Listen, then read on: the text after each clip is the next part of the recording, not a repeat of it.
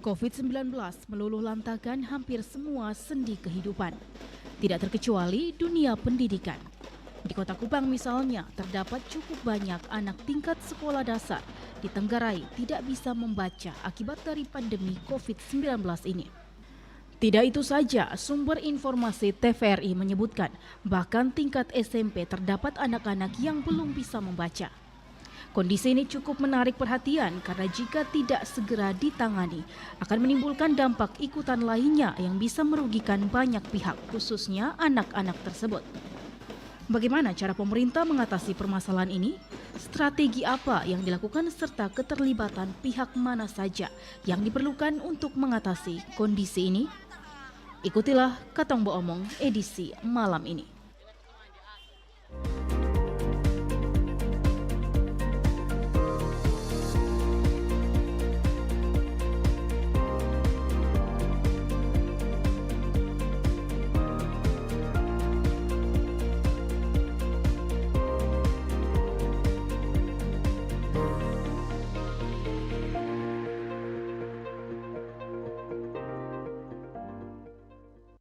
Ya, selamat petang dan selamat berjumpa saudara dalam Katong Bo Omong edisi Senin 10 Oktober 2022.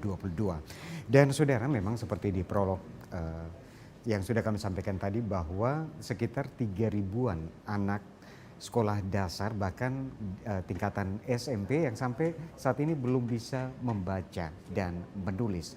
Nah, untuk itu saudara, sebagaimana kita ketahui juga bahwa kemampuan membaca merupakan sebuah kemampuan dasar yang harus dimiliki oleh setiap siswa.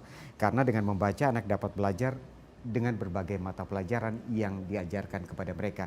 Ironi bagaimana mereka tidak bisa membaca, sementara ada pelajaran-pelajaran lain. Dan untuk itu saudara, kita hadir dalam Katong Bo Omong edisi kali ini, kami coba mengangkat topik percepatan pemulihan pendidikan pasca pandemi COVID-19.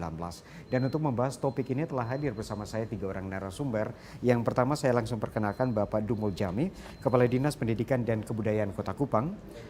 Juga Bapak Andreas JF Lumba, beliau adalah Dekan FKIP Unkris Artawacana Kupang. Juga Bapak Joni Andreas Higahuki, Ketua Kelompok Kerja Kepala Sekolah SDMI Kota Kupang. Selamat petang, selamat datang Bapak-Bapak. Ya, salam sehat untuk kita semua. Dan saudara, kurang lebih 60 menit ke depan kita akan membahas topik ini dalam Katong Bo Omong untuk edisi kali ini.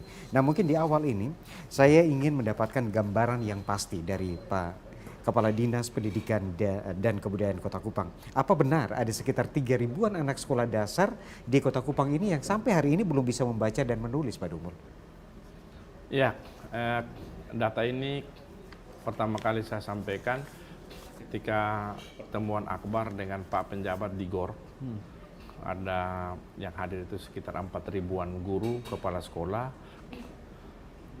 Dan di situ saya sampaikan bahwa ada 3.000, bahkan 3.500 ya.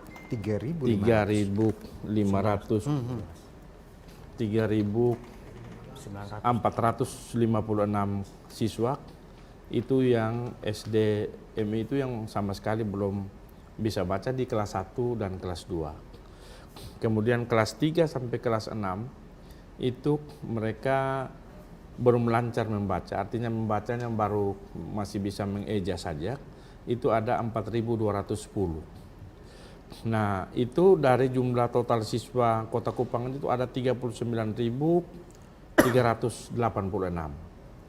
Jadi itu kondisi kita yang memang ini kondisi hasil saya berkunjungan ke sekolah-sekolah. Dengan saya coba tanya secara jujur dari guru-guru mulai kelas 1 sampai kelas 6, itu saya tanya, masih ada tidak yang belum tahu baca? Atau pertanyaan ini, berapa di kelas 1 yang belum tahu baca? Oh, nanti mereka kasih tahu. Kelas 1 yang sama sekali belum tahu baca, sekian Pak. Nanti Pak Joni Higahuki bisa menggambarkan sekolahnya yang di SD Lasiana, selain gambaran umum yang saya sampaikan. Nah, beberapa sekolah itu saya coba telusuri, oh ternyata memang masih ada anak-anak yang belum tahu baca dan mengeja sampai di kelas 6. Memang kalau mau jujur, bahwa ada memang sekolah-sekolah tertentu yang anak-anaknya itu memang semuanya sudah tahu membaca, tapi cukup banyak yang masih belum. Nah, berdasarkan data-data ini, maka saya coba diskusi dengan Pak Kabid Dikdas, Pak Oktonet Boho, kemudian dengan kawan-kawan dari MK2S, apa yang kita harus bikin? Yang pertama, hasilnya adalah kita harus bisa mendata realnya berapa yang belum tahu baca. Nah ternyata setelah semuanya terkumpul kita dapat data ini, ya, kita dapat data ini, terus kita telusuri lagi, ini sebenarnya apa penyebabnya? Penyebab yang paling mendasar itu adalah ternyata masih cukup banyak anak-anak yang masuk di SD itu tanpa melalui PAUD. Ya. Yang anak-anak sudah melampaui PAUD itu artinya tamat di PAUD, itu relatif kecil yang punya persoalan untuk mengenal huruf, mengenal angka sampai dengan membaca. Itu agak situ. Nah, kemudian saya pikir memang perlu perhatian sama-sama, yang sama itu yaitu orang tua. Kita mengharapkan memang anak-anak sepulangnya sekolah itu selain cipika-cipiki itu penting. Orang tua cium anaknya sudah sampai dari sekolah, tapi paling kurang orang tua tanya tadi belajar apa, terus apa, ajak anak-anak sambil bermain, terus ada semacam tulisan-tulisan yang kita ajak dia baca sama-sama. Di situ kita bisa tahu anak ini sampai sejauh mana bisa membaca. Kalau dia belum, itu menjadi pergumulan dari orang tua untuk bisa komunikasi dengan para guru, untuk bisa mungkin ada les-les tambahan yang disampaikan setelah jam pelajaran, minta guru untuk membantu itu. Ini yang yang data kalau tanya soal itu memang itu angka real. Nah, Pak Dumul, biasanya ini kita sebut sebagai aib. Ya. Kenapa sampai aib ini harus dibuka? Saya pikir begini, ini Kota Kupang ini adalah satu keluarga besar. Kalau menjadi aib, bukan saja aib dari Dinas Pendidikan dan Sekolah, tapi ini aib kita semua. Dan saya pikir ini bukan aib. Ini suatu persoalan yang harus kita terbuka ke masyarakat bahwa ini ada masalah kita.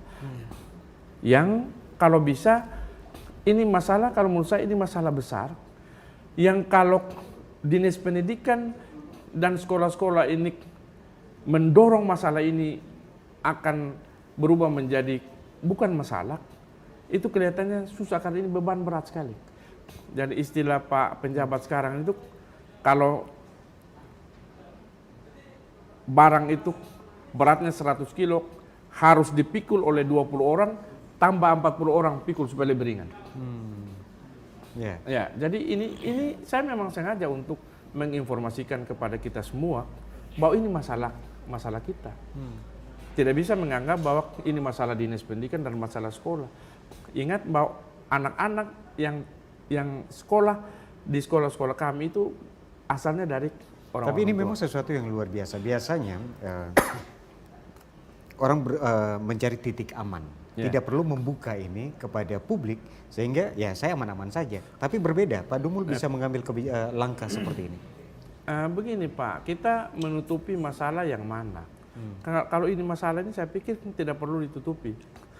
Agar kalau kita tahu bahwa ini masalah, maka orang tua sekarang mungkin yang dengar pemberitaan di TVRI ini, dialog TVRI, bisa cek anaknya, ambil satu lembar terus bilang coba lu baca kasih bapak ini dulu, apa mama. Itu bisa kita tahu, oh ini anak ternyata belum tahu baca. Bagian dari 3.400 lebih itu. Tetapi saya pikir begini, masalah ini kalau kita kerja sama-sama dan kerja keras, saya bikin bisa. Karena kita dibantu oleh 5 universitas yang ada di Kota Kupang. Unkris, dekannya ada, kemudian Undana, kemudian ada Universitas Muhammadiyah, PGRI, dan Unika.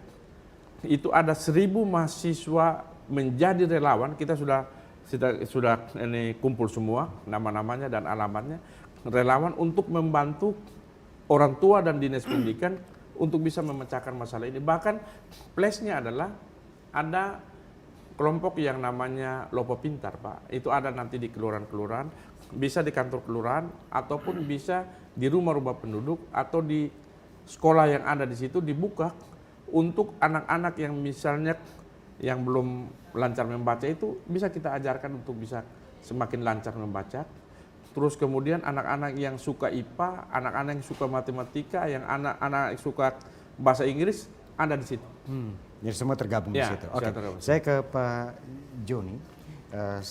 Tentu kita sudah dapat gambaran dari Pak Kadis kaitan dengan kondisi terkini bahwa ada sekitar 3.456 siswa ini yang belum bisa membaca dan menulis di tingkat kelas 1 dan kelas 2. Ada sekitar 4.210 dari kelas 3 sampai kelas 6 yang masih mengeja, belum lancar membaca. Nah, tentu ada strategi kalau tadi Pak Dumul sudah katakan bahwa ke depan akan menggandeng 5 universitas di Kota Kupang untuk bisa membantu anak-anak kita keluar dari persoalan besar ini. Nah, selaku Ketua Kelompok Kerja Kepala Sekolah SDMI Kota Kupang, langkah cepat apa yang harus dilakukan? Jadi langkah tepat yang selalu kami lakukan setiap harinya dalam rangka percepatan ini. Yang pertama ada 3, Pak. Pertama, pembiasaan sebelum proses pembelajaran itu. Kemudian yang kedua, kita mengelompokkan anak berdasarkan kemampuan di dalam proses pembelajaran. Kemudian yang ketiga, di akhir proses pembelajaran kita menambahkan jumlah jam di luar jam pembelajaran normal untuk mendampingi anak-anak dalam rangka proses percepatan ini. Juga ada kegiatan lain, misalnya les tambahan. Itu juga dilakukan, tetapi sambil menunggu program kerja yang mau di launching ini, maka kami berproses di sekolah itu dalam 3 aspek itu. Jadi 3 aspek ini yang dianggap strategi yang tepat yang dimainkan oleh sekolah. Betul. Dari pembiasaan, pengelompokan anak berdasarkan kemampuan, juga jumlah jam pelajaran ditambah. Betul. Ditambah lagi dengan les tambahan. Betul. Nah, tapi saya kembali ke Pak Dumul dulu. Pak Dumul, ini untuk 3.456 siswa ini didominasi oleh siswa-siswa yang sekolahnya di sekolah negeri atau sekolah swasta? Berimbang, Pak. Berimbang. Karena ada sekolah-sekolah negeri juga yang siswanya itu memang sudah tahu baca semua kelas 1, kelas 2. Begitu juga swasta. Jadi ada di sekolah, kasusnya itu ada di sekolah swasta, ada di sekolah negeri maupun di sekolah impres. Oke. Ya. Jadi sekolah swasta, sekolah negeri ini berimbang. Ya, hampir seluruhnya ada Ada. anak-anak yang Ya. belum bisa membaca menulis. Nah, Pak Joni selaku dekan FKIP Unkris, ini Pak Dumul katakan bahwa ini menjadi tanggung jawab kita bersama. Kita tidak sebut sebagai aib, tapi ini kita harus membuka diri untuk paling kurang kita mengoreksi, dan kita juga paling kurang ada langkah-langkah ke depan yang jauh lebih baik. Nah, Pak Joni tadi sudah katakan ada 3 hal yang harus diperhatikan, itu pembiasaan, mengelompokkan anak, terus jumlah jam pelajaran ditambah. Kalau dari Bapak, kita sebut sebagai pemerhati pendidikan, apa yang harus dilakukan lagi, Pak? Jadi melihat kondisi ini, yang harus kita lakukan dalam rangka percepatan ini, hal yang pertama saya setuju dengan apa yang dikatakan, ya. Artinya pembiasaan yang kita lakukan. Nah, kondisi kemarin ya yang kita rasakan, mereka tidak belajar membaca, mereka tidak belajar menulis, tapi mereka belajar mendengar. Hanya mendengar saja, melihat dan mendengar. Kalau melihat dan mendengar ini kan kita mudah lupa. Oleh karena itu yang harus kita lakukan adalah belajar sambil bermain dan bermain sambil belajar sesuai dengan karakter-karakter anak. Nah, ini yang harus kita lakukan sesuai dengan mereka punya potensi masing-masing. Yeah. Karena dalam kondisi ini anak-anak datang dengan potensi yang berbeda-beda dan pendekatan juga yang harus kita lakukan berbeda-beda. Tidak bisa kita lakukan pendekatan yang sama untuk karakter yang berbeda-beda. Oleh karena itu pengelompokan yang tadi dilakukan itu setuju. saya sangat setuju. Kita harus segera mengelompokkan yang tadi ada 3.456, itu kita harus kelompokkan mereka. Kelompok yang tidak bisa membaca yang mana, yang tidak bisa menulis yang mana, lalu kita mulai melakukan sebuah konsep yang baik, format yang baik berkaitan dengan bagaimana penerapan yang harus kita lakukan. Apa yang dilakukan oleh Bapak Kadis bagi kami ini sebuah terobosan yang luar biasa, dan saat ini kami di lembaga perguruan tinggi itu sudah menerapkan yang namanya kurikulum Merdeka Belajar dan Kampus Merdeka. Nah, konsep inilah yang akan membuat para mahasiswa mereka tidak lagi berlama-lama di kampus, tetapi mereka harus lebih banyak keluar untuk menerapkan ilmu yang mereka sudah dapat. Jadi apa yang dilakukan oleh Dinas Pendidikan Kota Kupang, saya pikir ini terobosan yang mungkin baru pertama kali ya, mereka ingin untuk percepatan pemulihan pendidikan di Kota Kupang ini segera kita benahi. Dan kami siap untuk mendukung itu. Jadi ini kalau dilakukan, maka harus ada kegiatan yang kita sebut dengan ekstrakurikuler. Jadi ekstrakurikuler tidak selamanya itu berkaitan dengan gerak. Tetapi bagaimana kita mendesain sebuah konsep untuk kita menyelamatkan mereka yang tidak mampu membaca, tidak mampu menulis. Nah, ini ada strategi yang harus kita buat. Ya, jadi kami di lembaga perguruan tinggi kami sudah siap. Tinggal untuk actionnya nanti kami didampingi oleh para dosen-dosen yang punya kualitas, dan juga mahasiswa yang kami kelola itu mahasiswa yang punya prestasi yang bagus. Sehingga kualitas yang tidak bisa membaca, kualitas yang tidak bisa menulis itu akan mudah dilakukan dengan metode-metode pendekatan-pendekatan praktis, sehingga mereka akan cepat untuk menguasai. Oke. Dan itu memang jadi paling kurang kita sudah mendengar bahwa dari salah satu universitas dari 5 ini sudah siap. Ya. Tapi saya yakin 4 itu juga siap. Ya. Nah, saya kembali ke Pak Joni. Kalau tadi Pak Dumul juga katakan bahwa ada 3.456. Nah, dari 3.546 kebetulan 456 ini. Kebetulan Pak Joni selain sebagai ketua kelompok kerja kepala sekolah SDMI, juga kepala sekolah di SD Impres Lasiana. Bagaimana kondisi terakhir di SD Impres Lasiana kaitan dengan anak-anak yang belum bisa membaca dan menulis? Jadi kondisi terakhir di SD Impres Lasiana tidak berbeda jauh dengan kondisi sekolah pada umumnya yang ada di Kota Kupang. Jumlah siswa yang tidak tahu membaca, menulis, dan berhitung, kalau misalnya di satu kelas itu ada 20 atau 28 orang maksimalnya, itu sekitar 10 sampai 15 orang ada yang belum tahu membaca, menulis, dan berhitung. Tetapi kemudian, sekali lagi sebagaimana yang saya katakan dari awal tadi, sejak awal mereka diizinkan untuk masuk tatap muka 100%, sejak saat itu juga kita mulai bergerak. Sehingga yang katakan 10-15 ini perlahan-lahan menjelang akhir semester ini sudah mulai ada peningkatan gitu. Anak-anak yang dulunya belum mengenal huruf, katakan kelas 1 ya, sudah bisa mengenal huruf, sudah bisa mengeja suku kata menjadi kata, kemudian membuat kata menjadi kalimat. Lalu mereka sudah bisa membaca satu paragraf minimum gitu. Nah, ini setelah tatap muka, bagaimana cara mengevaluasi bahwa anak-anak ini sudah mampu membaca dan juga tadi mengeja? Betul. Bagaimana cara mengevaluasinya? Cara mengevaluasinya kan ada 3 pendekatan tadi. Bahwa yang pertama pembiasaan di awal sebelum proses. Kemudian di dalam proses itu sendiri kita mengelompokkan. Kemudian di akhir kita menambah jumlah jam. Katakan ada 10 yang kita deteksi bahwa belum tahu, maka nanti di akhir pekan atau di akhir bulan itu kita melihat sejauh mana peningkatan setiap anak yang sudah kita kelompokkan ini. Nah, dari situ kita bisa ketahui, oh dari jumlah 20, 10 yang katakan saya belum tahu membaca, ternyata ada peningkatan 5 yang sudah tahu membaca di tengah bulan atau di akhir bulan. Maka pekerjaan berat kita selanjutnya adalah yang sisa. Begitu. Ya. Nah, Pak Dumul, persoalan ini apakah karena rombongan belajar kita yang terlampau besar sehingga anak-anak tidak didampingi dengan baik oleh wali kelasnya, atau seperti apa Pak Dumul? Jadi kita punya anak dalam satu rombel ya, itu aturan itu kan 28. Karena mereka ini kan kelas dan guru kelas. Jadi dari sisi aturan kita sudah ikut maksimal itu 28, tidak boleh lebih.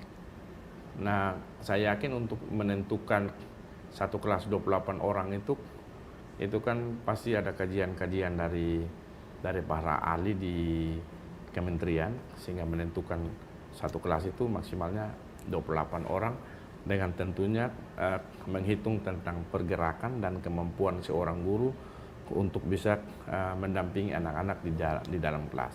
Nah, memang begini ya, karena itu aturan sekolah negeri, swasta itu wajib. Tapi memang ada sekolah-sekolah tertentu yang siswanya itu hanya 6 orang. Masih ada seperti itu? 6 orang ini kan di sekolah swasta, dan sekolah swasta yang kalau menurut ukuran kita sekolah bagus. 6 sampai 8 dan gurunya 2. Nah, kita guru 1 saja kan untuk sekolah negeri terhitung masih kurang. Ya. Karena kalau masih kurang guru itu deteksinya gampang, Pak. Di sekolah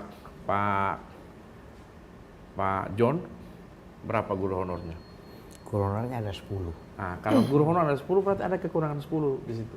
Gampang hitungnya, Pak. Kalau SD itu gampang hitungnya. Nah, dari sisi itu saja kita masih kurang, apalagi mau dua guru dalam satu kelas. Kalau 2 guru dalam satu kelas malah bagus. Jadi seorang yang ngajar, seorangnya itu langsung bantu mendampingi siswa untuk menulis apa. Jadi memang seperti yang Pak Dekan FKIP Unkris katakan tadi, selama pandemi itu memang anak-anak mendengar dan melihat guru. Itu bagi yang punya. Tapi kita kan sama-sama orang Oisapa, Pak ya. Di situ saya pagi-pagi bangun ngopi kantok, anak-anak itu sementara main bola di depan rumah kita. Nah, kita tanya, anak-anak dong sudah di sekolah kok libur Bapak. Nah, ini kalau jawabannya seperti ini, ya mereka tahu atau tidak saya kepala dinas, tapi kita langsung berpikir, dan kepala sekolahnya saya panggil. Kebetulan kepala sekolahnya kan di SD Osapa situ. Saya panggil, kok itu anak-anak jawab saya libur, bagaimana Pak? Bagaimana Ibu? Jadi itu kondisi kita, kondisi existing kita, sehingga kita tidak bisa salahkan siapa-siapa. Memang kondisinya seperti ini, tapi memang pemulihan ini harus segera. Ibarat kalau orang sakit, kita tahu sakitnya apa ini. Sekarang ini kita tahu, kalau dia demam, makanya kita harus ke dokter untuk berikan obat demam. Nah, Pak Dekan, guru-guru itu termasuk dokter-dokter, yang nanti kita bisa bantu bersama bagaimana secara perlahan-lahan tapi pasti penyakit demam itu bisa selesai. Oke, Pak Joni. Ya.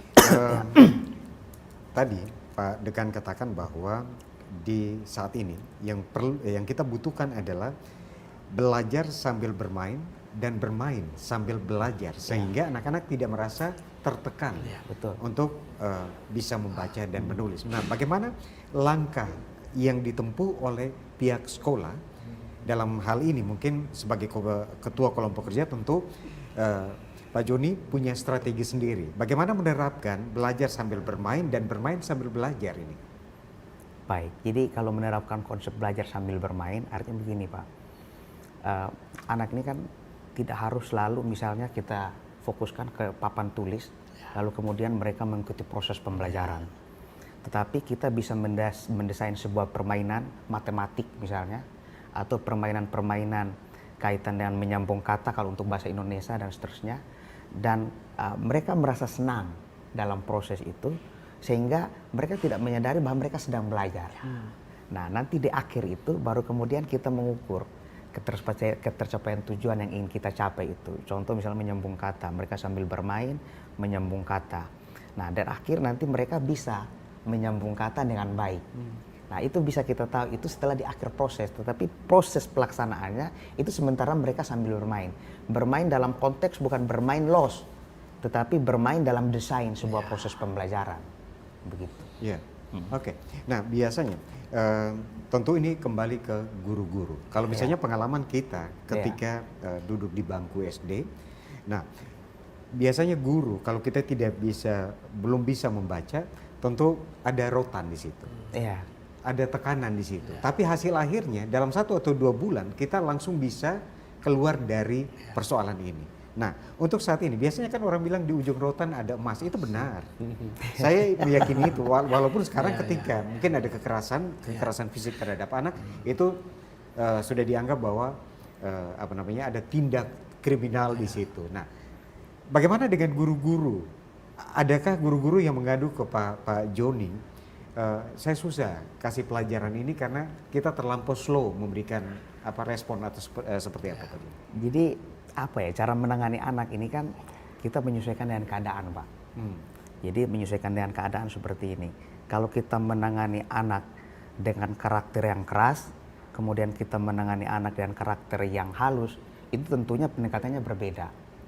Memang sebagaimana dikatakan tadi bahwa di ujung rotan ada emas. Bukan berarti kita melakukan tindakan kekerasan fisik yang kemudian mengantar mereka untuk bisa membaca, menulis, dan berhitung, bukan.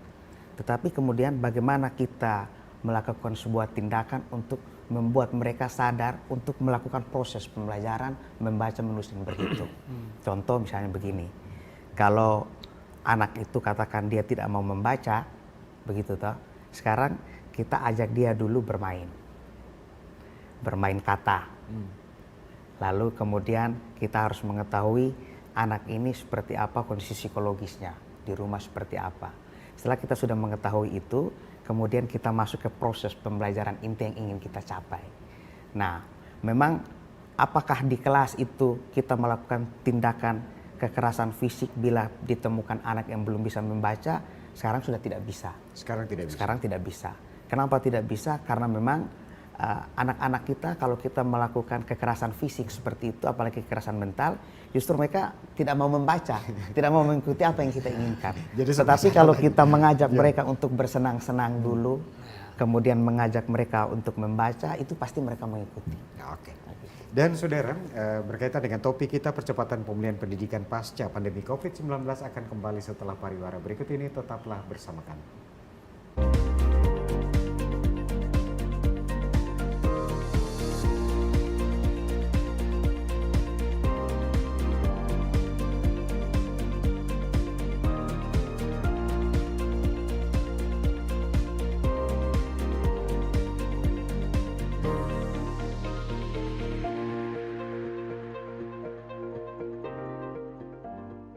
Halo, Sobat Digital.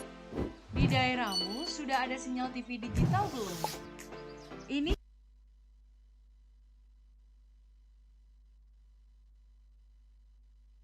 cara mengetahui jangkauan siaran TV digital di daerah kamu.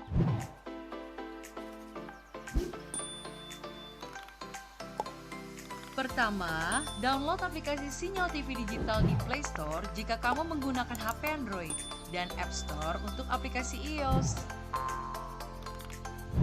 Kedua, pilih aplikasi Play Store atau App Store di smartphone kamu. Ketiga, ketik di area pencarian aplikasi Sinyal TV Digital.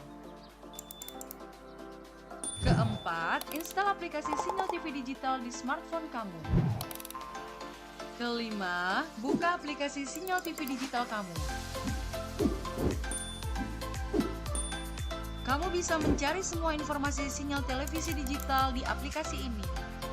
Ketik daerah kamu di area pencarian, otomatis aplikasi ini memberikan informasi apakah sudah ada sinyal siaran televisi digital di daerah kamu. Di aplikasi ini, kamu akan mendapatkan informasi mengenai pemancar siaran digital, konten siaran digital, dan kekuatan sinyal digital di daerah kamu. Selamat mencoba Sobat Digital!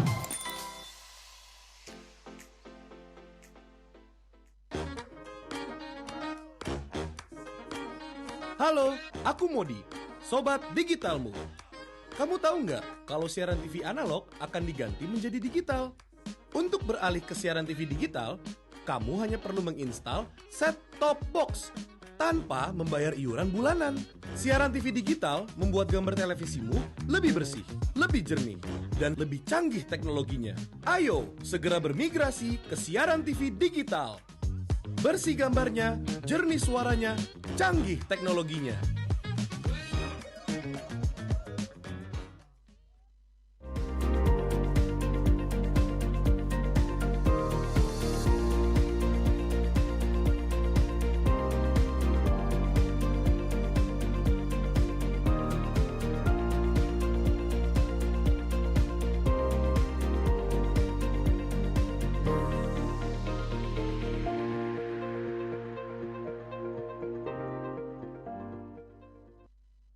Ya, terima kasih Anda masih terus memilih bersama kami di Katong Baomong untuk edisi kali ini. Pak Dumul, Ya. kalau dari tadi kita membahas kaitan dengan 3.456 siswa itu kelas 1 dan kelas 2. Itu yang belum bisa membaca sama sekali. 4.210 itu kelas 6 sampai kelas 3 sampai kelas 6 itu belum bisa membaca. Itu tingkatan SD. Betul. Apakah di tingkatan SMP, MTS ini juga masih terdapat siswa-siswa yang belum bisa membaca dan menulis? Ya, pertanyaan itu saya akan jawab begini. Kalau dari SD kita tidak tuntaskan, kan penyakit ini dia akan bawa ke SMP. Kenapa sampai dia harus terbawa ke SMP? Ujian kita ini, Pak, ujian kita ini kan lebih banyak objektif. Sehingga anak yang tidak tahu baca juga dia bisa isi. Walaupun antara salah atau benar kan kita tidak tahu. Salah satu kelemahan kita kan begini, Pak. Yang sudah ikut ujian pasti lulus. Ya, selama pandemi. Sebelum juga. Sebelum juga. Jadi begini, Pak, pandemi ini kan juga menjadi salah satu alasan dia meningkat. Tapi sebenarnya sebelum pandemi juga penyakit ini sudah ada. Nah, kalau bisa digambarkan untuk SMP, MTS berapa banyak? Untuk Pak? SMP sampai saat ini begini, Pak, yang belum tahu membaca itu siswa, kita punya total siswa SMP MTS ini kan ada 20.487. Ya. Yang setelah kita coba telusuri itu ada 89 anak yang duduk di SMP tapi belum tahu baca atau 0,43%. Yang mengeja itu ada 112 atau 0,55%. Nah ini kenapa saya sejak jadi kepala dinas saya respon terhadap ini cepat? Karena saya dulu guru di salah satu, saya tidak usah sebutkan SMA-nya. Saya dapat itu pada saat saya ngajar di kelas 2. Kelas 2 sekarang kelas 11 ya. 11 ya. 11 itu saya dapati ada anak yang sudah duduk sebagai siswa saya di SMA, di salah satu SMA negeri di Kota Kupang yang sama sekali belum tahu baca. Oh, saya berpikir, oh ternyata ini kan dari SMP lulus walaupun tidak tahu baca. SD. Sampai di SMP juga begitu. Tidak tahu. Sampai di SMA lulus juga dia belum tahu baca, Pak. Karena tidak mungkin kita di SMA kita punya program untuk mengajar siswa membaca. Karena itu kan program sudah beda. Jadi memang pandemi itu kalau menurut saya grafiknya semakin naik. Tapi sebelum pandemi juga kondisi ini sudah ada. Walaupun memang tidak akan terlalu banyak tentunya. Nah, Pak Jun, Ya. ini ironi memang Ya. bahwa setelah ditelusuri oleh Pak Dumul dan teman-teman di Dinas Pendidikan dan Kebudayaan Kota Kupang masih didapati SMP itu 89 anak belum bisa membaca. Itu 112 masih mengeja. Ini apa lagi dari kacamata Bapak? Apa yang salah di sini? Kalau bisa misalnya tadi Pak Dumul katakan bahwa ketika misalnya kita juga sebagai orang tua, misalnya anak kita di bangku kelas 6 misalnya, kita lebih genjot untuk kalau bisa dia lulus. Tapi kenyataan bahwa tidak bisa membaca bahkan mengeja ini bisa lulus. Siapa yang salah di sini? Jadi kalau berbicara tentang siapa yang salah dan siapa yang benar, saya pikir kita semua bertanggung jawab terhadap pendidikan. Karena pendidikan itu usaha sadar, bukan hanya sekolah, tapi keluarga, orang tua, ya, sekolah dan juga dinas pendidikan dan kita semua. Nah untuk itu ini bagi kami ini tongkat estafet yang sudah salah kita bangun sejak usia dini, ya. Yang tadi Pak Dumul sampaikan bahwa basicnya tidak terlalu bagus sehingga dia berdampak sampai di atas. Nah Ditambah lagi dengan kemarin kondisi pandemi itu kan mau bisa dan tidak bisa tetap karena kondisi. Nah, kalau bagi saya sekarang kita mencari alternatif, kelebihan dia apa? Itu yang paling utama, ya. Kelebihan dia apa? Ini yang kita pakai, kita gunakan untuk mendorong kelebihan itu menjadi sebuah bekal bagi dia untuk menunjang masa depan. Karena banyak orang yang tidak bisa membaca tapi dia memiliki kelebihan yang lain. Betul. Nah itu harus kita dorong. Kita harus dorong. Jadi saya mau katakan begini. Ada yang tidak bisa matematika.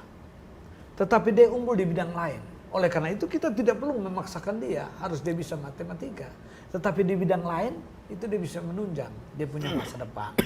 Oleh karena itu kalau sudah SMP dan SMA, saya pikir sekarang kita mencari alternatif saja. Kita lihat kelebihannya apa. Ya. Potensi dia apa. Atau dia punya potensi diri apa yang bisa kita kembangkan. Itu yang kita dorong. Kalau kita memaksa dalam kondisi ini, berarti yang tadi dikatakan Pak John, kita menghancurkan mentalnya. Dan dia akan merasa minder. Dan bisa-bisa dia tidak mau lagi melanjutkan studi dengan kondisi yang ada. Oleh karena itu, saran saya, kita tetap mendorong, tetapi kita cari sisi lain dari potensi yang dia miliki. Kalau itu bisa kita lakukan, kita akan menyelamatkan dia dan dia bisa selesai. Dan saya yakin bahwa di SMP atau SMA, dia sudah punya pegangan untuk menunjang masa depan. Ya, sudah punya pegangan untuk menunjang masa depan. Walaupun dia tidak tahu baca. Ya kita lihat saja. Ya orang tua kita dulu banyak yang tidak tahu membaca. Tapi dia punya keterampilan yang lain. Sehingga dia mampu untuk bisa menciptakan kita menjadi seorang sarjana, menciptakan ini. Jadi untuk itu, untuk SD, kita tetap untuk membenahi dengan konsep yang ada. Tetapi basicnya saya setuju dari Pak Kadis tadi. PAUD, TK kita tekankan di situ. Oke, kaitan dengan PAUD Ya. dan TK. Artinya bahwa mungkin saya juga sempat membaca pernyataan dari Pak Dumul bahwa ke depan pemerintah kota mungkin akan menerapkan anak-anak yang masuk kelas 1 harus melalui PAUD. Kenapa langkah itu harus diambil? Iya, bergerak dari persoalan yang kita alami ini. Ya, terus kita coba telusuri, misalnya dari 3.000 lebih ini, berapa yang alumni PAUD. Ternyata yang alumni PAUD termasuk dalam 3.000 itu hanya sedikit 5-7% saja. Yang lain itu yang tidak pernah kenal sekolah awalnya. Karena usianya sudah cukup langsung masuk, ke sekolah. langsung masuk. Makanya kami diskusi dulu dengan Pak Jeffrey, masih wali kota dulu. Jadi Pak Jeffrey bilang, kenapa kita Kota Kupang belum ada syarat itu? Saya bilang memang kita tetap menggunakan juknis PPDB, memang tidak ada syarat sertifikat PAUD itu. Ya, tidak ada syarat. Yang penting umur. Ya. Nah, kita ini yang seperti tadi Pak bilang, kita ini kota ya. Makanya kita kota, hampir semua, bukan hampir, 51 kelurahan itu ada PAUD. Ada PAUD. Nah, kenapa orang tua tidak manfaatkan itu? Ada yang berbayar, ada yang tidak berbayar. Memang ada yang mahal sekali, tapi kalau yang mahal sekali kita tidak usah ke sana. Prinsipnya paling kurang dengan begitu satu, anak-anak itu bisa mensosialisasi diri, bisa kenal dengan kawan yang lain. Kemudian sambil mereka kenal seperti Pak Dekan bilang, mereka bisa bermain dengan guru, bermain dengan sesama kawan, terus sambil belajar. Oh ini, kalau ini ada berapa orang misalnya? Oh 1, 2, 4. Oh sebelum 4 3. Oh iya. Nah itu sambil gitu-gitu mereka bisa. Saya yakin itu mereka bisa, sehingga dari 3.000 lebih itu mungkin sekitar 200-300 yang alumni PAUD yang mungkin mereka tidak terlalu serius pada saat PAUD itu saja. Sedangkan yang lain itu memang yang 7 tahun langsung masuk, itu yang lebih. Oke. Nah Pak Dumul, dari anak-anak yang belum bisa membaca juga sudah bisa mengeja. Ini tentu ada strategi yang harus dimainkan. Kalau tadi menggandeng 5 universitas yang ada di Kota Kupang untuk bisa membantu. Ya. Nah, bagaimana mekanismenya yang akan ditempuh 5 universitas ini, khususnya mungkin yang ada di ilmu pendidikan dari masing-masing universitas. Apa yang harus dipersiapkan oleh teman-teman di universitas untuk bisa membantu pemerintah kota? Iya, jadi yang pertama itu siap mahasiswanya ya. Biasanya itu semester 7 ke atas ya. Ya. Sebelum turun ke lapangan nanti pasti akan kita rembuk bersama dengan bapak-bapak dosen, bapak-bapak dekan, apa yang kita harus buat ya. Kawan-kawan turun, kita bisa buat jadwalnya, dan kawan-kawan di universitas itu kita minta nama, alamat. Nah, nama alamat ini sangat penting untuk kami dinas menentukan dia harus di kelurahan mana. Paling kurang kelurahan terdekat. Kalau misalnya ada di dia tinggal di Merdeka, misalnya begitu, di Kelurahan Merdeka, ternyata Kelurahan Merdeka itu banyak sekali kan, kos-kosan banyak di situ. Nah di Oba misalnya tidak ada mahasiswa, kita bisa ada yang dari tinggal di Oba, kita tempatkan dia untuk membantu anak-anak ini di Oba atau di kelurahan yang terdekat gitu. Nah kemudian dari kami sendiri minta dengan lurah untuk menentukan titik kumpul anak-anak itu. Dan misalnya di Kelurahan Merdeka katakan saja begitu, titik kumpulnya misalnya ada 4. Bisa di SMP 2, kita minta buka 1-2 ruangan di sana untuk malam. Kemudian atau di titik terdekat. Maksud kami begini, anak-anak itu tidak perlu lagi buang uang bemo atau uang ojek untuk ke tempat. Jadi di mana terdekat, alamatnya terdekat, kita buka titik di situ. Kemudian kita sudah mendata anak-anak ini juga sudah RT, RW kelurahannya itu sudah ada di kita. Sehingga nanti kita bisa lihat ternyata di Kelurahan Merdeka itu ada di RT 1 itu yang paling banyak anak-anak yang belum tahu baca atau mengeja. Itu kita tempatkan di satu rumah. Kita minta lurah nanti minta di rumah yang memungkinkan misalnya ada 10-20 orang di situ. Kita tempatkan kawan-kawan dari universitas ini. Tapi sebelum kawan-kawan ini juga, memang sekolah-sekolah itu kami sudah wajibkan, bahkan jadwal-jadwalnya itu kami minta untuk dikirim. Misalnya Pak John Higauki punya ada sekitar 200 orang misalnya saja. Kita minta jadwal itu setelah jam pelajaran itu jam berapa mereka mulai. Nah itu saya dengan kawan-kawan itu harus pergi ke sana lihat apa yang mereka lakukan, terus kita evaluasi dari 200 itu perjalanan dalam 1 minggu kita bisa dapat berapa yang sudah bisa membaca. Misalnya ada sekitar 20-30 orang, berarti sisanya itu yang kita tempur lagi. Nah itu yang kita lakukan sekarang dalam rangka percepatan anak-anak. Nah terhadap adik-adik atau anak-anak kita dari 5 universitas yang akan digandeng ini, adakah mungkin biaya, ada insentif sedikit untuk mereka? Karena ini misalnya ini kan mencari kelurahan terdekat dari tempat tinggal mereka. Tentu mereka juga harus mengeluarkan biaya untuk sampai ke tempat tujuan untuk paling kurang menolong anak-anak kita. Nah, adakah insentif yang diberikan oleh pemerintah kota? Iya, Pak Dekan ada di sini. Kami setiap kali omong itu mau minta tolong, kita menyampaikan memang. Pak Dekan, mohon maaf ini kita mau omong begini, tapi kita omong pahit memang. Bahwa kita tidak punya anggaran untuk itu. Kira-kira bisa bantu tidak? Oh bisa. Nanti kawan-kawan mahasiswa itu oleh dekan fakultas ya itu akan memberikan semacam beban SKS di mereka. Jadi seperti mereka kuliah tapi kuliah di luar kampus. Apakah 4 atau 6 SKS? Oke. Nah, Pak Joni, ini semakin menarik karena ini seperti adik-adik kita atau anak-anak kita sementara kuliah sambil juga ini langsung menerapkan ilmu mereka kepada adik-adiknya. Ini strategi apa lagi yang harus dimainkan nih? Jadi inilah yang kami tempuh dalam rangka untuk menjawab kurikulum Merdeka Belajar dan Kampus Merdeka, di mana mahasiswa itu semester 5 ke atas itu mereka harus program 20 SKS mereka harus keluar. Nah, salah satu tadi yang disampaikan oleh Bapak Kadis, itu kami mendukung. Nah, mahasiswa ini kami sudah menyampaikan kepada mereka bahwa ingat, untuk tahap sekarang, ijazah itu hanya salah satu syarat. Ada yang disebut dengan surat keterangan pendamping ijazah. Yang tadi Pak Kadis sampaikan, itu akan kami berikan bekerja sama dengan dinas.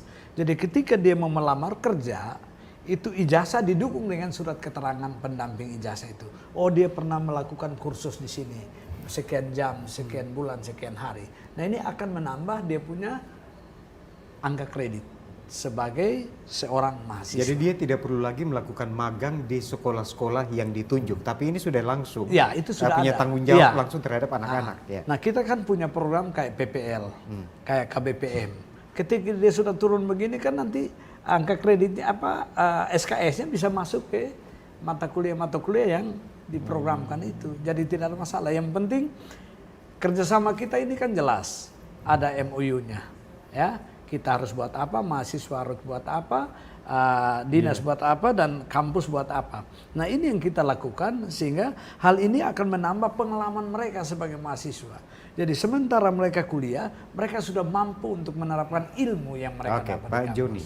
Ya. Ada kebijakan yang akan ditempuh oleh pemerintah kota Betul. kaitan dengan untuk sekolah dasar kelas 1, dia masuk kelas 1 harus melalui PAUD. Ya. Apakah Anda setuju dengan hal ini? Karena Anda langsung bersentuhan dengan orang tua siswa dan siswa sendiri.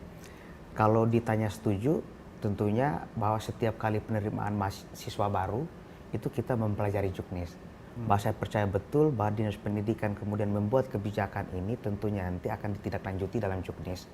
Sehingga panduan-panduan yang tertera dalam juknis akan menjadi panduan kita dalam menerima Nah, mahasiswa. ketika ada komplain dari orang tua, misalnya karena taruhlah orang tua yang ketiadaan dana untuk memasukkan anak mereka ke PAUD, sementara tuntutannya harus lewat PAUD nih. Ya. Ketika ada komplain di sekolah, apa yang Anda harus lakukan untuk menjawab komplain itu? Bahwa kalau komplain banyak ya, setiap kali kita menerima siswa baru selalu saja ada pertanyaan, sebenarnya bukan komplain, tapi pertanyaan bahwa begini, ada anak yang bisa masuk di umur 6 tahun, ada di 5 tahun 7 bulan, dan umur prioritasnya 7 tahun. Anak kalau sudah umur 7 tahun itu usia wajib sekolah. Kalau umur 6 tahun 00 atau 5 tahun 7 bulan boleh diterima dengan pengecualian bahwa bila dia memiliki kelebihan. Kelebihan itu harus dibuktikan dengan satu rekomendasi psikiater. Dan atau kalau misalnya tidak ada rekomendasi psikiater, maka harus ada rekomendasi dewan guru. Nah, itu yang kemudian membuat dia bisa melanjutkan di tingkatan SD karena dia memiliki kemampuan lebih, begitu. Nah, pertanyaan-pertanyaan itu selalu saja muncul setiap kali kita melakukan penerimaan siswa baru, begitu. Ya, nah terhadap persoalan kita, ada masih begitu banyak anak-anak kita yang belum bisa membaca, Ya. juga di tingkatan kelas 3 sampai kelas 6 hanya bisa mengeja. Langkah cepat apa yang Anda harus lakukan untuk, kalau bisa mungkin contohnya dari SD Lasiana dulu. Ya, kalau ditanya langkah cepat ini saya pikir pertanyaan sama kayak tadi. Ya, di awal tadi oke, tiga langkah cepat tadi Ya. yang akan dilakukan terhadap guru sendiri. Tentu guru sebagai ujung tombak Ya. dari keberhasilan suatu pendidikan. Nah, untuk guru kelas 1, kelas 2, langkah apa yang Anda harus berikan support ke mereka? Kalau bisa ya kita 1 atau 2 bulan ini anak kita harus bisa membaca. Ya, kalau guru kelas 1, kelas 2, kelas 3, karena memang usia anak kelas 1, 2, 3, khusus SD, memang mereka itu difokuskan untuk baca, tulis, dan hitung. Ya, ketika mereka masuk ke kelas 4, itu mereka sudah bergelut dengan materi. Harapannya bahwa di kelas 1, 2, dan 3 mereka sudah bisa membaca. Nah, namun kenyataannya ketika kita menemukan banyak anak yang katakan pada saat masuk, ada yang belum bisa membaca karena alasan usia sekolah tadi sudah 7 tahun, maka kita tetap menerima mereka karena usia prioritas. Sehingga guru-guru itu sejak awal, waktu kita rapat awal semester, sudah kita tekankan bahwa silakan kelompokkan anak itu berdasarkan kemampuannya. Mana yang sudah mengenal huruf. Katakan saja anak-anak yang datang dari PAUD itu kan hampir kebanyakan sudah bisa baca, Pak. Padahal kan harusnya di PAUD mereka hanya belajar bermain dan seterusnya. Nah, tetapi anak-anak ketika masuk SD itu, yang dari PAUD itu, hampir kebanyakannya itu sudah bisa baca, sudah mengenal huruf, sudah bisa berhitung. Nah itu adalah bonus buat kita. Nah tinggal bagaimana anak-anak yang usia sekolah tadi yang tidak melewati PAUD, itu yang kita tangani secara khusus. Karena kadang kan sebagai orang tua, tanggung jawab pendidikan itu kan mungkin orang tua berpikir bahwa itu merupakan tanggung jawab sekolah dan guru. Betul. Ya lepas saja anak bisa membaca atau menulis itu menjadi urusan guru di sekolah. Tapi saat ini kolaborasi orang tua, dinas juga sekolah berkolaborasi. Kalau bisa kita harus cepat nih supaya kita keluar dari persoalan penyakit tadi. Seperti Pak Dumul katakan, kita sudah diagnosa dengan tepat, tinggal dokter-dokter, dokter spesialis kita sudah turunkan. Kalau tidak sembuh ini memang keterlaluan Pak Dumul. Nah untuk langkah kerjasama ini mulai digulirkan sejak kapan Pak? Kami kerjasama awal untuk bicara lisannya kita sudah lakukan. Tapi kita akan launching karena draft PKS itu kami kirim ke semua universitas untuk melihat, mungkin ada koreksi apa gitu. Itu kita akan launching di 28 Oktober. Hari Sumpah Pemuda, kita akan launching Lopo Pintar ini dengan kerja-kerja kita. Nah, sebelumnya itu pasti nanti kita akan kumpul semua. Saya sudah komunikasi dengan Pak Rektor Muhammadiyah, kebetulan dia punya aula yang besar ya. Dia punya aula seperti Pak Dekan punya lapangan basket itu.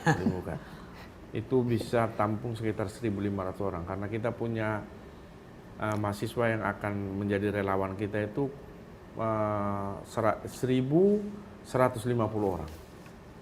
1.150 orang dari 5 universitas yang kita akan terjunkan ke 51 kelurahan.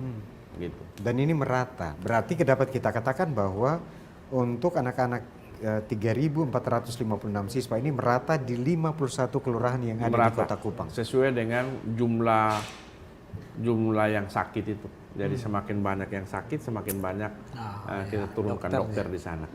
Kawan-kawan mahasiswa akan turun di sana. Bisa nanti kawan-kawan guru juga bisa bantu mereka. Mereka artinya pendampingan. Teman-teman guru bisa mendampingi adik-adik mahasiswa yang ada di. Oke.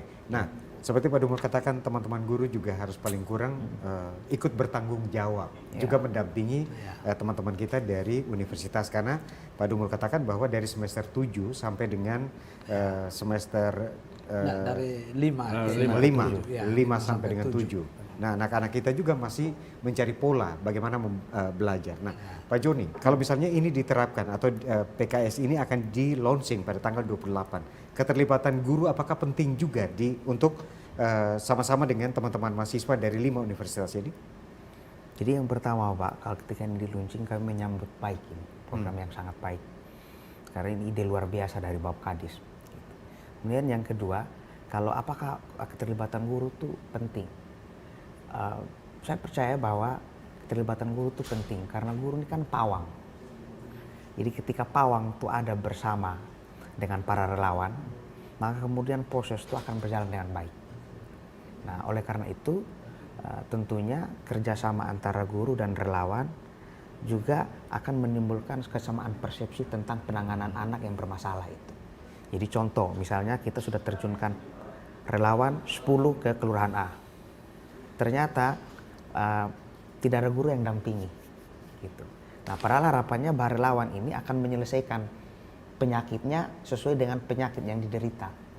Tetapi kalau relawan itu datang, kemudian tidak tahu benar penyakitnya apa, maka kemudian kan perlu didampingi oleh para guru. Nah, misalnya saja kan proses pembelajaran akan dilakukan setelah jam sekolah, karena saya yakin bahwa tidak mungkin di jam sekolah kita kumpulkan anak-anak kita dengan relawan. Setelah jam sekolah tentu teman-teman guru akan merasa berat nih, karena saya sudah sampai jam 1 atau jam 2 di sore hari jam 5 saya harus kembali lagi mendampingi. Nah, bagaimana trik agar teman-teman guru harus juga mau turun? Nah, itu pertanyaan yang menarik Pak, karena di luar jam sekolah. Nah, kalau di luar jam sekolah bisa nanti kita diskusikan dengan para kepala sekolah, kita sampaikan bahwa apakah ini bisa kita masukkan dalam sebuah program yang namanya ekstra. Gitu. Kalau bisa kita diskusikan dan itu bisa dimasukkan dalam kegiatan ekstra, maka itu bisa kita libatkan mereka. Begitu.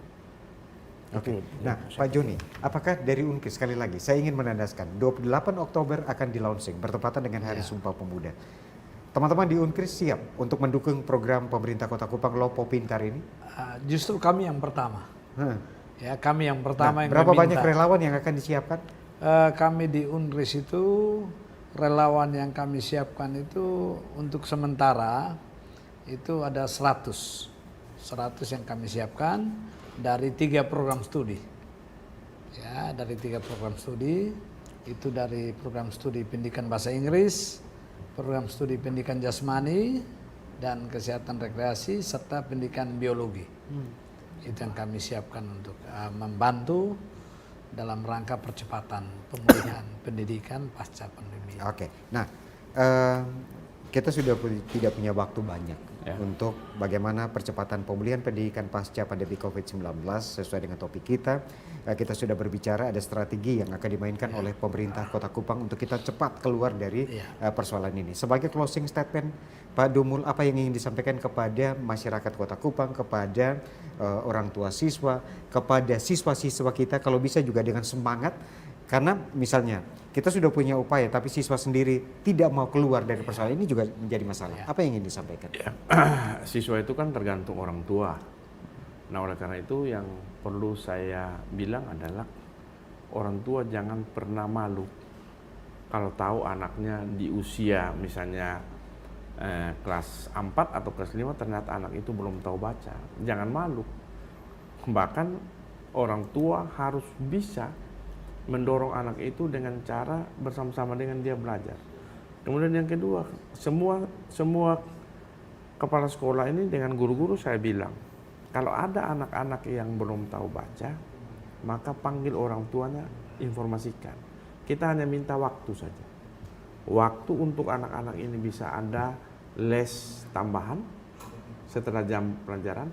Kemudian kita minta waktu anak-anak ini dengan orang tua untuk bisa bersama-sama dengan kita di Lopo Pintar. Tapi mungkin saya minta tolong kepada semua masyarakat yang nonton TVRI hari ini. Kita harus bisa membantu anak-anak ini, bukan malah dibully. Saya takutkan anak-anak yang ke Lopo Pintar itu akan dibully. Ini pasti tidak tahu baca, akan dipilih Lopo Pintar. Nah, besok kita jangan harapkan lagi, Pak. Kita punya pemikiran yang sangat bagus untuk anak-anak ini. Anak ini ternyata seperti Pak bilang tadi, dia tidak mau pergi karena setiap kali pergi kawan-kawan yang tetangga itu bilang, ini anak-anak Lopo Pintar ini pasti pergi karena lu tidak tahu baca. Oke. Tentu saya setuju dengan itu bahwa anak-anak kita jangan dibully. Kita harus sama-sama membantu. Kita sama-sama bekerja sama. Relawan akan siap, juga teman-teman guru siap untuk kita paling kurang mengejar ketertinggalan kita. Karena sekali lagi kita terpuruk selama 2 tahun karena COVID-19.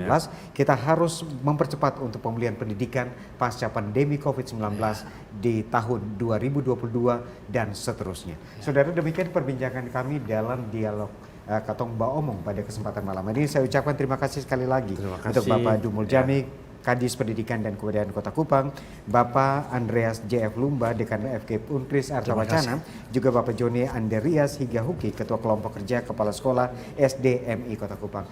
Dan saudara, tentunya atas nama kerabat yang bertugas kami ucapkan terima kasih atas perhatian Anda. Selamat malam dan sampai jumpa.